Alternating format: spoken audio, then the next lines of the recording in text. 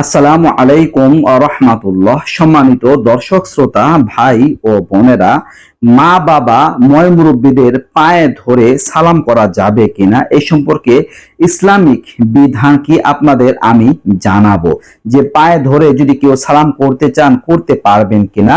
দর্শক, পায়ে ধরে সালামটা আমাদের পরিভাষায় বলা হয় কদম বুচি। আর এই পায়ে ধরে যে কদম বুচিটা, এটা ভারতের বিভিন্ন রাজ্যে একটা সাংস্কৃতিক বিষয়, যে তারা বিয়ের সময় বা অন্যান্য সময় এই বিভিন্ন মানুষজনদের পায়ে ধরে কদম বুচি করে থাকেন। তো এই সম্পর্কে ইসলামিক দৃষ্টি ভঙ্গি কি এই কদম বুচি করা সম্পর্কে?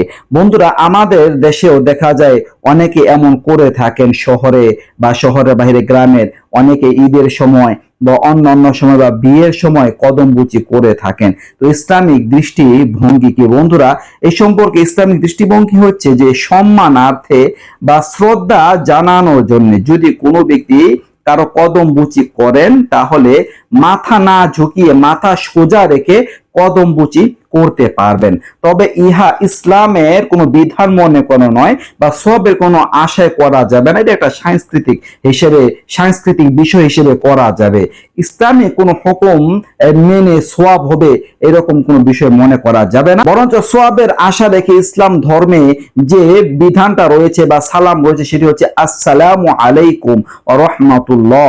এই বাক্যটি বলে সালাম প্রদান করা, যা একজন ব্যক্তি তার মা বাবাকে করে থাকেন, মা বাবা সন্তানদের করে থাকেন, ভাই ভাইকে করে থাকেন, বা বন্ধু বন্ধুকে করে থাকেন, স্বামী স্ত্রীকে করে থাকেন। তো সালাম দেওয়ার মাধ্যমে যদি অভিবাদন জানানো হয় তাহলে এর দ্বারা সওয়াব পাওয়া যায়, কিন্তু কদম বুচি করা দ্বারা সওয়াব পাওয়া যায় না। তবে কদম বুচি করার ক্ষেত্রে একটি শর্ত মাথায় রাখতে হবে।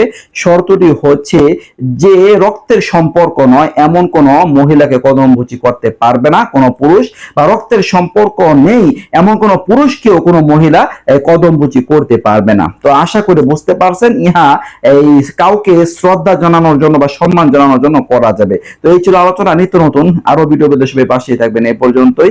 আসসালামু আলাইকুম ওয়া রাহমাতুল্লাহ।